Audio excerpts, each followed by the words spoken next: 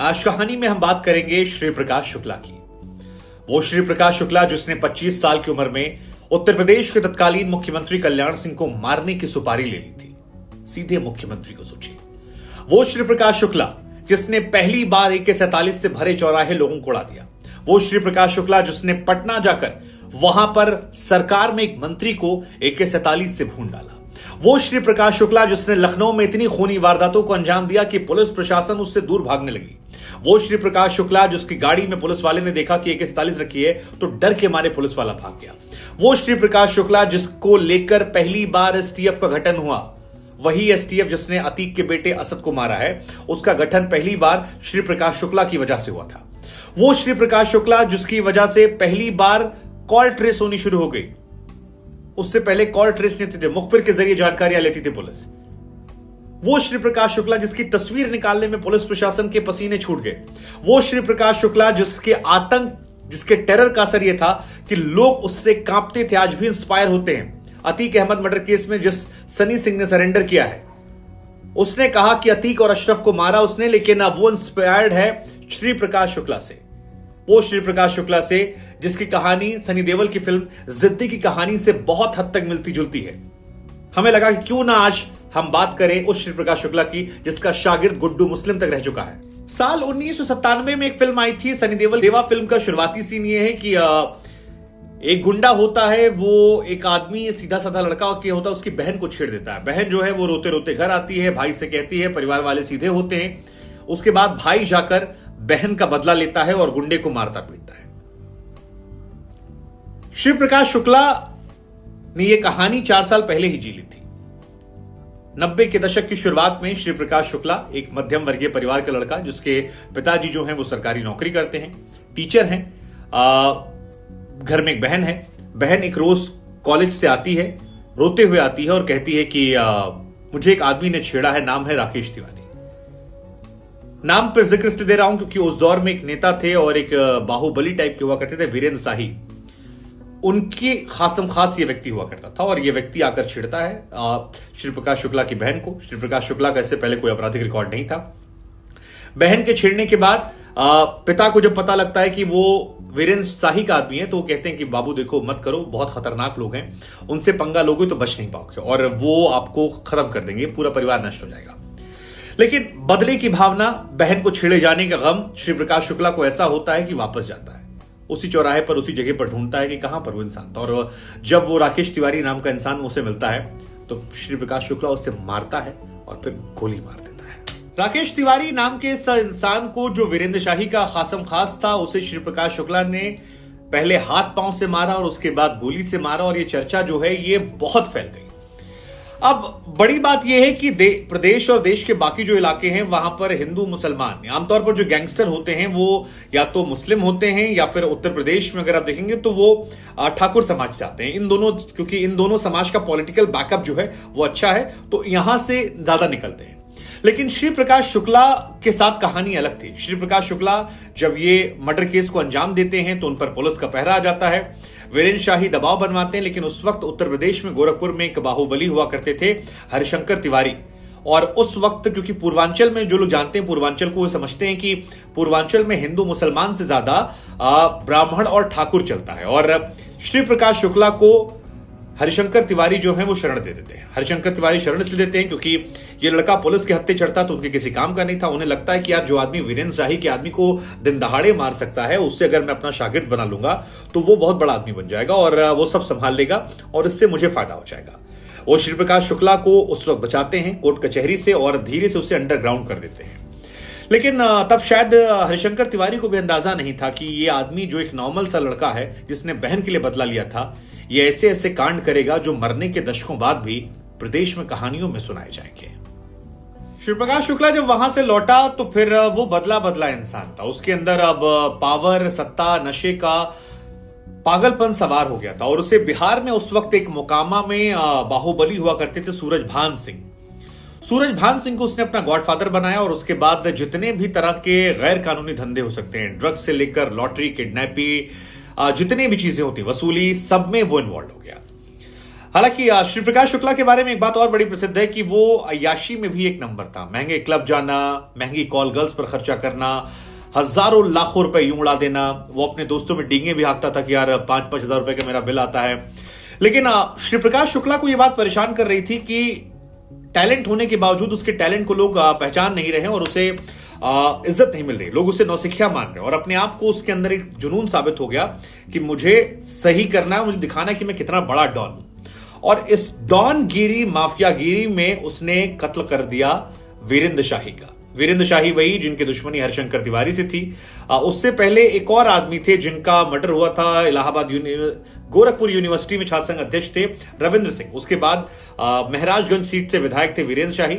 और वीरेंद्र शाही की जिस तरह से यह मर्डर केस हुआ, उसने श्री प्रकाश शुक्ला को स्टेट में पॉपुलर कर दिया। खबर फैल गई कि यार गोरखपुर का एक लौंडा है जिसने वीरेंद्र शाही को मार दिया, जो ठाकुरों के सर्वमान्य नेता थे, जिनका दबदबा था, हरिशंकर तिवारी जैसे लोग जिनसे डरते समझते थे। वीरेंद्र शाही घटनाक्रम को क्योंकि प्रदेश की राजधानी लखनऊ में अंजाम दिया गया था, वो ठाकुरों के बड़े नेता थे, यूपी में ठाकुरों का बोलबाला था, विधायक थे। ऐसे में उनके मर्डर केस ने श्री प्रकाश शुक्ला को रातों रात हीरो बना दिया। लोगों में एक डर फैल गया कि यार कोई बड़ा माफिया आया, नया लड़का है, बड़ा पावरफुल है। लेकिन श्री प्रकाश शुक्ला में पागलपन जो था वो यही नहीं रुका। उसके बाद उसके अंदर पागलपन और बढ़ता गया और 13 जून 1998 को उसने बिहार में मोकामा में जो उनके गॉडफादर थे सूरज भान, उनके कहने पर सूरज भान ने एक सुपारी ली वहां किसी विधायक से और उन्होंने सुपारी दी ब्रिज बिहारी प्रसाद की। ब्रिज बिहारी प्रसाद जो हैं उस वक्त बिहार कैबिनेट मंत्री थे।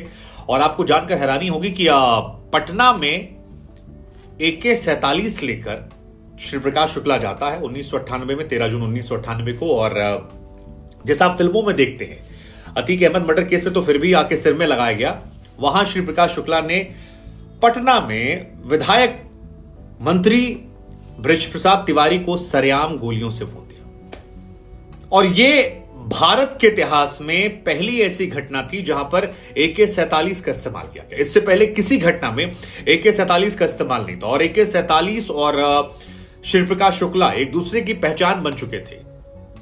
वो एक गजब का माहौल बन गया था कि यार जो नया वाला गुंडा है उसके पास बैग में हमेशा AK-47 रहता है। पुलिस प्रशासन जो जानते भी थे यहां पर हुआ, उसकी हिम्मत नहीं होती थी कि एक राइफल के सामने AK-47। इसके बाद जो हरिशंकर तिवारी ने उसे पाला पोसा, शुरू में बचाया, उससे भी उसकी अनबन हो गई।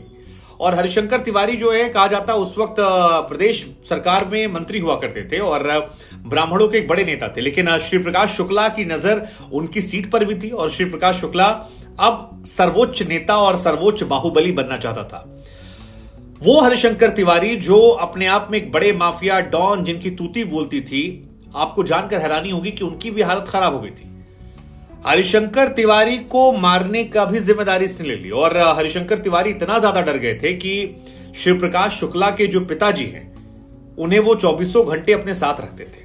उसके पीछे उनको लगता था कि अगर श्री प्रकाश शुक्ला के पिताजी मेरे साथ रहेंगे तो यह आदमी अपने पिता को तो प्यार करेगा और अगर मारने की नौबत आई तो उनके पिता को हमारे कर देंगे।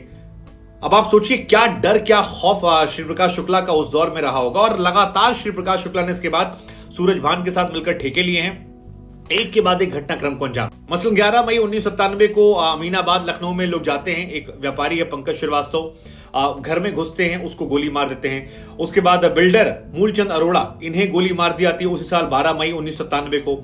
ये एक दो घटनाएं नहीं है। इसके बाद लखनऊ में एक होटल है दिलीप होटल, वहां पर 4 लोग नाश्ता चाय कर रहे थे, वहां घुसकर मार देना।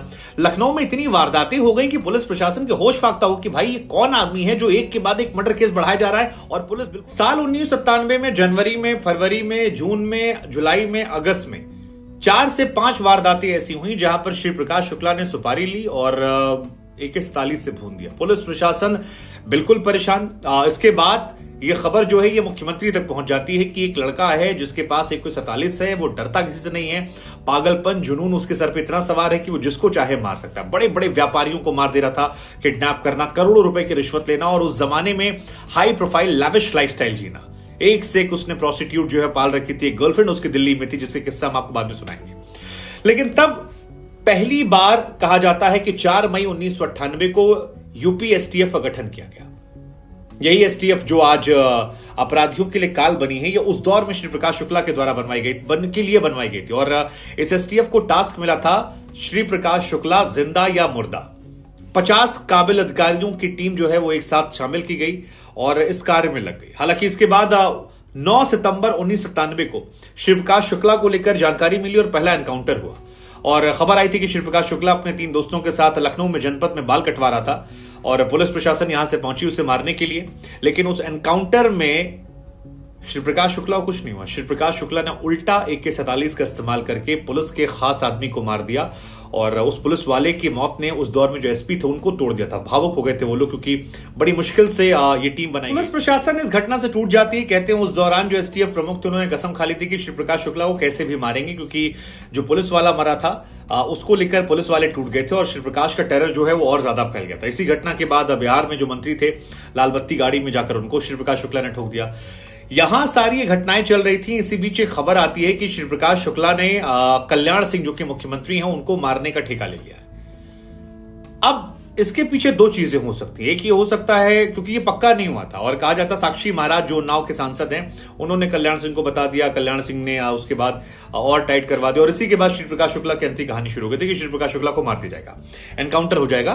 बहुत क्लियर हो गया था जिंदा या मुर्दा। लेकिन इसको लेकर भी 2 कहानी आती है। एक कहानी है कि STF की तरफ से कहानी बना दी गई थी ताकि ऊपर पॉलिटिकल जो मैसेजिंग है वो क्लियर हो जाए, क्योंकि श्री प्रकाश शुक्ला के पॉलिटिकल कांटेक्ट बहुत ज्यादा थे। पुलिस प्रशासन में उसके बहुत सारे दोस्त थे, उनको लाखों रुपए दिया करता था जिसके जरिए जानकारियां मिलती थी। और इन सब के बीच में श्री प्रकाश शुक्ला को लेकर जब अखबार में खबर छपती है कि श्री प्रकाश शुक्ला ने प्रदेश के मुख्यमंत्री कल्याण सिंह को मारने की सुपारी ली है, तो फिर सारे कनेक्शंस जो हैं वो खत्म हो जाते हैं। और कई बार बड़े अपराधियों को मारने के लिए इसी तरह कुछ एक्स फैक्टर चाहिए होते हैं। इसके बाद STF पीछे लग जाती है, सर्विलांस शुरू होता है। कहते हैं कि पहली बार वो मौका था जब यूपी STF ने फोन टैप करके सुनना शुरू किया था। श्री प्रकाश शुक्ला का नंबर कहीं से मिल गया और फोन जो है उसका वो टैप करना शुरू कर दिया। सारी बातें पुलिस प्रशासन उसकी दिल्ली वाली। हालांकि इसके बाद श्री प्रकाश शुक्ला को कुछ समय बाद यह शक हुआ कि शायद उसके फोन की आवाज कोई सुन रहा है। श्री प्रकाश शुक्ला समझ नहीं पाया हो क्योंकि उस टाइम फोन नया नया था और फोन पर पहली बार बात करना और पहली बार फोन का इस्तेमाल टैप होना 97 की हम बात करें, तब फोन टैपिंग इतना वो नहीं था। लेकिन श्री प्रकाश शुक्ला फिर भी समझ गया शायद कोई गड़बड़ी हो रही है और उसने अपने फोन से बात करना बंद कर दिया। वो PCO से जाकर कॉल कर लिया करता था, लेकिन वो ये नहीं समझ पाया कि उसकी गर्लफ्रेंड जो है उसके फोन को भी पुलिस STF जो है वो टैप कर रही थी। और उस वक्त STF प्रमुख थे अरुण कुमार, उन्होंने गर्लफ्रेंड का फोन भी टैप किया। श्री प्रकाश शुक्ला इसके बाद एक रोज अपनी गर्लफ्रेंड से कहता है कि मैं तुमसे मिलने आ रहा हूं गाजियाबाद।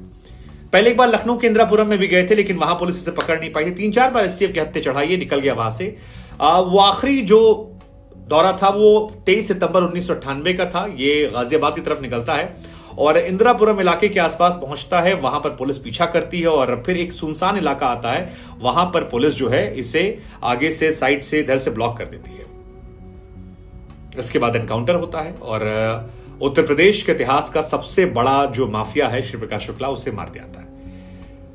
यह कहा जाता है कि 1 करोड़ रुपया उस दौर में खर्च किया था पुलिस STF ने श्री प्रकाश शुक्ला को पकड़ने, उसे न्यूट्रलाइज करने, उसे एनकाउंटर की जो पूरी प्रक्रिया थी। और ये अभी भी उत्तर प्रदेश के इतिहास के सबसे हाई प्रोफाइल एनकाउंटर में इसे गिना जाता है। श्री प्रकाश शुक्ला की मौत के बाद जब STF ने उसे कुंडली खंगाली तो पता लगा कि उत्तर प्रदेश सरकार में बड़े मंत्री हैं, बड़े ऐसे लोग हैं जो श्री प्रकाश शुक्ला से अपना काम करवाते थे। और सत्ता, शासन, प्रशासन यानी पुलिस महकमे के अधिकारियों से लेकर पुलिस के जो छोटे अधिकारी हैं, मुख्यमंत्री के बाद सरकार में जो लोग हैं, उस वक्त की जो कैबिनेट थी उसमें, विपक्ष के नेताओं में, हर एक आदमी से कुछ ना कुछ रिश्ता जो है उस दौर में श्री प्रकाश शुक्ला का निकला।